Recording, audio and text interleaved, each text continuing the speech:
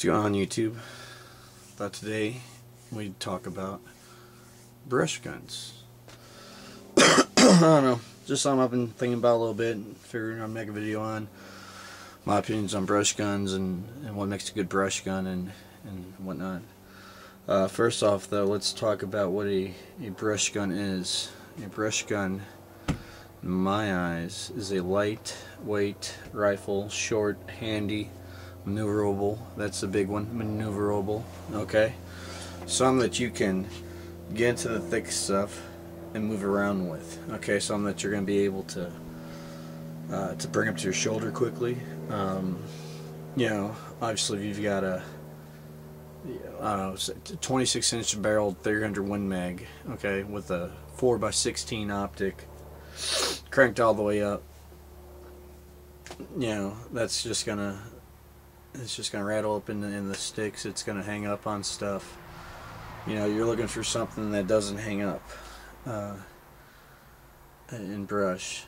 Okay, something that's not gonna slow you down, because in my eyes, when you're in the thick, heavy stuff hunting, your shot opportunities are gonna be close, quick.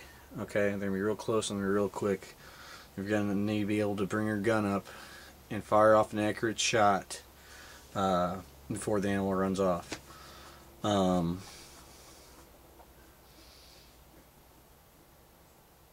Let's talk about a common misconception with the brush guns. People think a brush gun is a round that shoots a fat, slow, heavy bullet. You know, which, you know, they make good brush guns like that. You know, such as 35 Remington, 4570. Yeah, they make good brush guns. But people believe that these fat, heavy, slow bullets are able to hit twigs and plow through them, plow through branches, you know, and unaffected by the debris, and still continue on a straight path to the animal. And that's not the case. Okay. Here's a book. Member of the North American Hunting Club. Got this through these guys. If you're a hunter, you know, it's just as important as protecting our rights as firearm owners. Join this club. Please, you know, do something for your sport that you love, and they'll do what they can to help us. Okay. Plus, it's a really good club. You get a really cool magazine every month. Okay. Well, you know what? I'll tell you what. I'll make another video maybe later about joining the club. But anyway, so this is from their library. It's called, let's see if we can get this on camera better. Making Shots, a Rifle Hunter's Guide. Okay. Move the camera. But they've got a section on brush guns. Okay. Pretty much what this guy did was he took a crap load of different rifles and he set up wooden dowels, okay, to simulate brush and shot. And you can see one made it through fine, but in the second layer it's keyholing. Okay, so what he did was he set up, I think, 2 layers and then a target of wooden dowels and then shot. And so let's go 35 Ren. My grandfather had one of these. Great brush gun. Okay, quick and handy. It was shooting 3 inches before the brush. It was shooting 3-inch groups. Extreme spread, your groups 10 yards after was 4 inches. Increased 33% in size. It was about 2 inches off from center in average. Okay. So another 44 mag. Okay, 4.5 inches before the brush. After the brush, it was 10 1/4 inches. 4570 government, from 3 inches to 5, from 4.5 to 6.5. They have a 30-30. They should have a 30-30 on here. Yeah, from 5 inches. Okay, the proverbial brush gun. Okay, in this country, the 30-30 went from a 5-inch spread to a 12 1/4 inch spread. Okay, so this whole theory of busting through brush, can it be done? Sure. Do some guns do it better than others? Sure. You know, from 5-inch group to from a 5-inch group to a 12 1/4 inch group, though, after firing, that's telling you, you know, that it's not a sound idea. Okay, and not only that, not only is the group size increasing, but if you read this little article on it in this book, this chapter, it's talking about how the main reason for the actually, you know, decreasing is that the bullets are tumbling, they're keyholing. Okay, when a bullet keyholes, it doesn't have the penetration, you know, that it would if it was flying straight and true. Okay, so that's my little rant on that little myth. You know, take it with a grain of salt always, but all I'm saying is, in my eyes, shooting through the brush is not what a brush gun is for. A brush gun, in my eyes, is a quick, maneuverable rifle, you know, or firearm that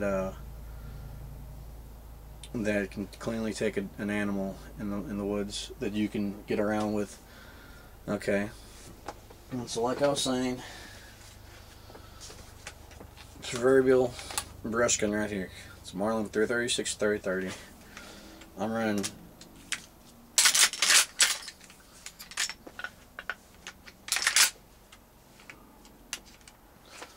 I'm running 170 grain Winchester.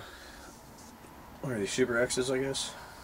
But I'm running 170 grain Winchesters through this. It's a good, you know, no questions about it. It's a good brush gun. But I don't think everyone knows that. Okay, so that's not what the point of this video is about. It's not about the 3030 and the lever action rifle being a great brush gun. We all know this, okay? What this video is about is, if you don't have a brush gun, you know, you may already have something that can serve as a brush gun. Okay? That's what this video is about. Alright? So, here. Mosin Nagant 9130. Okay? If I just told you the rifle and didn't show you this, you would say no fucking way. 28-inch barrel, I think, is what they're shooting. You know, they have stock. Long ass rifle, heavy rifle. Okay. Iron sights, and which is no problem with iron sights whatsoever. Okay, but I mean, just a real long rifle. Not what you would think of as a brush gun. It's like a Russian 30-06. Okay. Well, here's what I've done. Cut the barrel down to 20 inches. Okay, it's a loud bitch. Put a pistol scope on it. This is 4x30, 4x20, no, 4x32. I was right, 4x32 Simmons pistol scope. Okay, ATI stock, which I do not recommend. I wish I'd go back and get a Boyd's, but this is what I've got. Okay, this is a bolt action rifle, 5 shots, hitting like a 30-06 pretty much. It's right there between a 308 and 30-06, so definitely a deer killing rifle, definitely a hog killing round. No questions about it. Okay. It's short, 20-inch barrel. Where's my tape? Do I have a tape measure over here? Not handy, do I? Of course not. That'd be too convenient. Yeah. Anyway, so it's a short, handy rifle. Okay, it's maneuverable. Okay. What's the other part about a brush gun that's important? It's got to come up quick to the shoulder. Okay. You've got to be able to get on target right away. Okay. Because where are the shots like? They're close and quick. Okay, close and quick. Well, with this setup, I see an animal. This comes up, I'm on him. Okay, this short little 4-power pistol scope.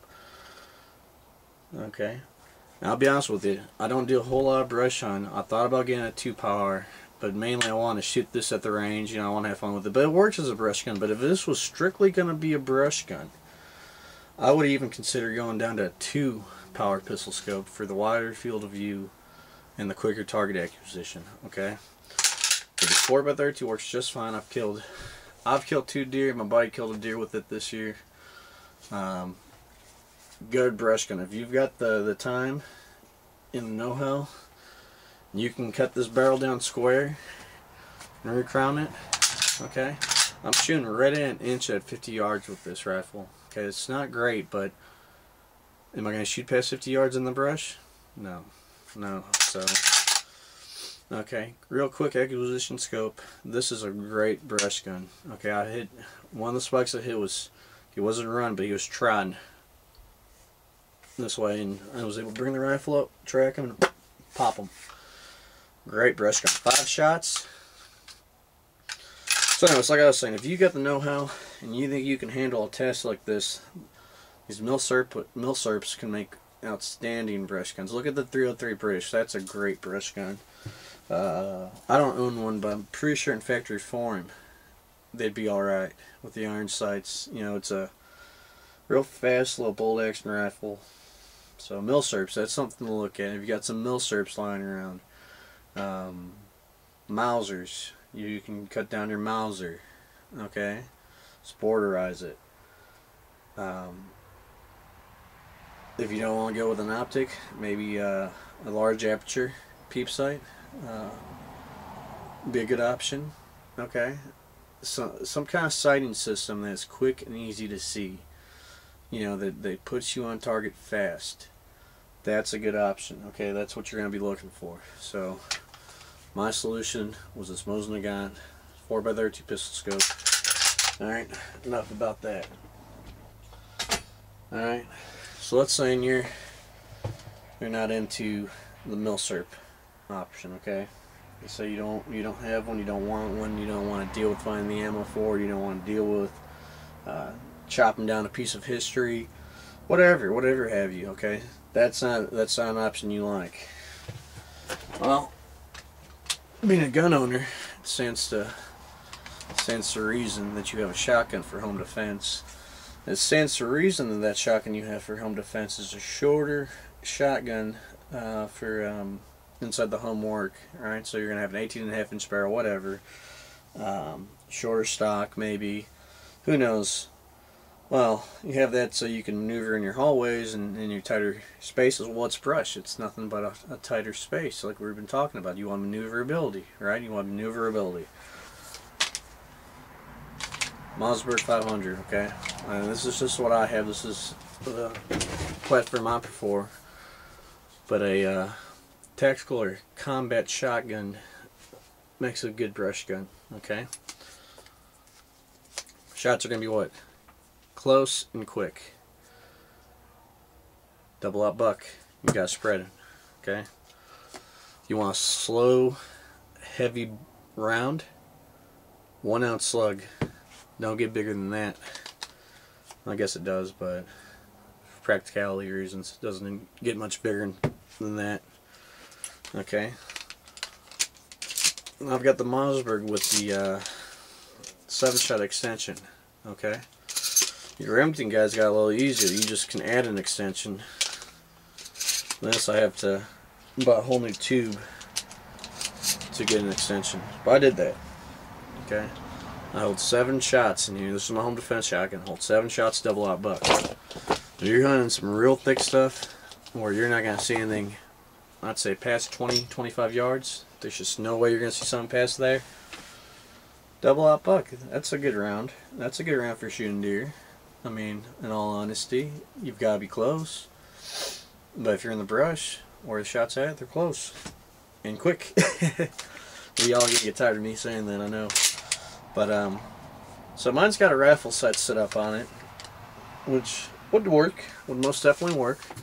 If I was going to, actually for home defense or brush reel, I would prefer a set of ghost rings on this thing. Eventually I'll put some on, but some ghost ring sights I think would be perfect. Mine has the Knox Spec Cop recoil in stock, recoil reducing stock. It's a shorter stock. I can get this real close in. Customize the stock to me, kinda, you know, adjust it to my body. So that's another option. I'm sure a lot, you know, this is something a little more common than people think of, would be a 12 gauge shotgun like this. You know, or 20 gauge. 20 gauge will work. We've killed a lot of deer in Illinois, back home in Illinois with 20 gauge shotguns. But shotgun, great brush gun, okay? So something to think about. It's maneuverable, lots of firepower, double-aught buckshot that offers you a greater chance of hitting your animal, but at the same time you gotta think you need to be a lot closer to use buckshot on a deer, in my opinion. I'd say inside 20-25 yards max be the distance I would want to take a shot at a deer with this. And also, I don't know if it's ever been tested, but I'm sure these double-aught buck pellets, if they hit something, are gonna deflect to pretty good ways off target. So that's something to think about. It might be a good option, double-aught buck. I'm not sure. I'm actually starting to reconsider that. That's something I'm gonna have to look into more. Maybe I'll do a little test on that. You know, I'll pattern this. I'll pattern this on paper, and then I'll go ahead and set up the wooden dowels or whatever, and pattern it again, and see if it makes a huge difference. Who knows? I'm sure it will. I'm sure these small light, you know, individually they're, you know, pretty light. I'm sure these pellets will track out far. But if you got a clear shot, though, you know, like I'm saying, I don't believe too much in this shooting through the brush anyways. So, I don't know, just something to think about, something to ponder about. You've got me pondering about it now. But shotgun, okay? 12 gauge slugs, buckshot. 20 gauge I'm sure it'd work too. Like I said, we've killed a lot of deer with them. But you don't want to go with a shotgun. You say, hey, my shotgun's for home defense, that's word stain, whatever. Okay? I'm a little leery about recommending this option.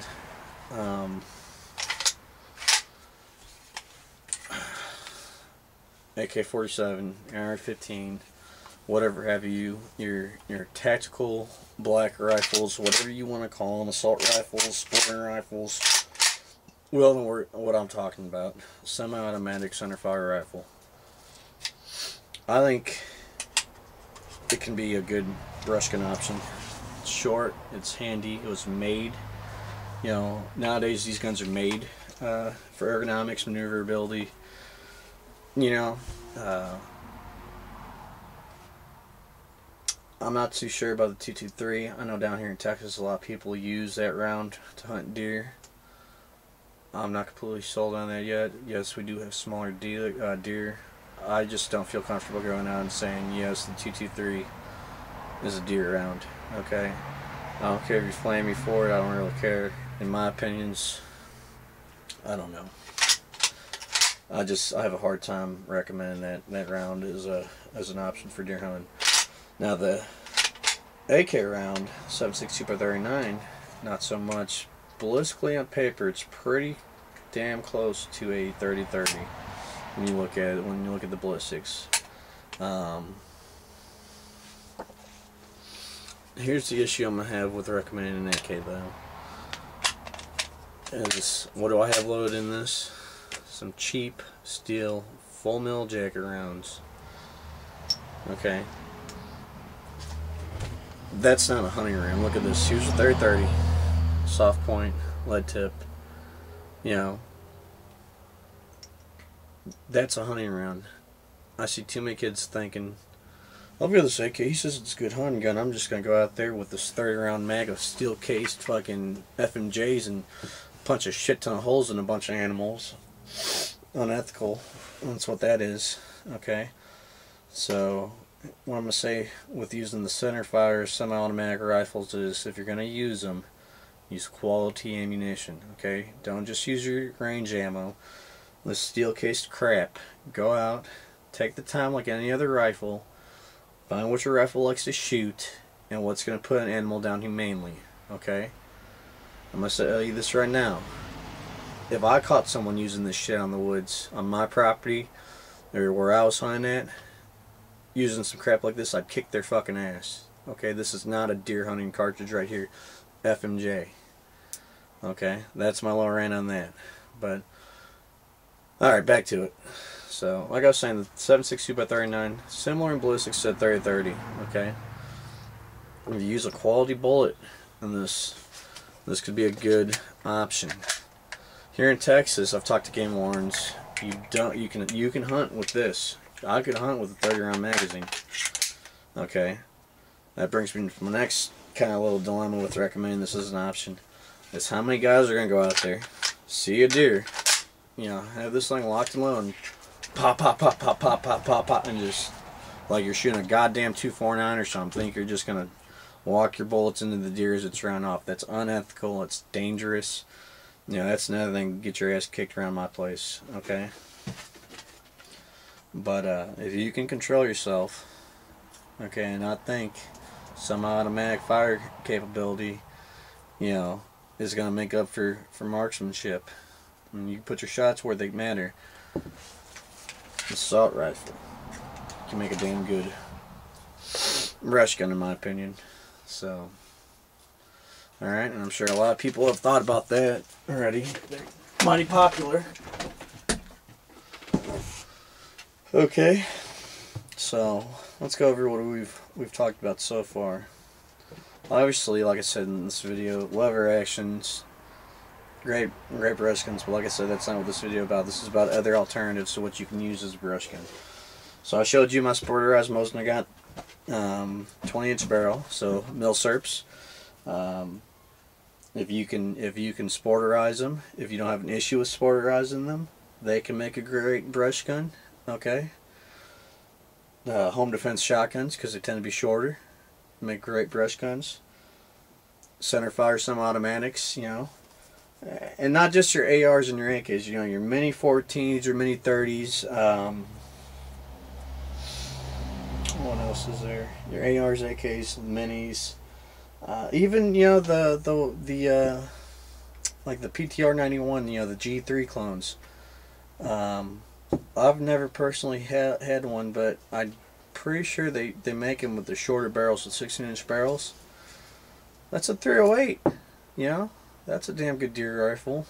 So, say you don't like any of those options. What else can you go with?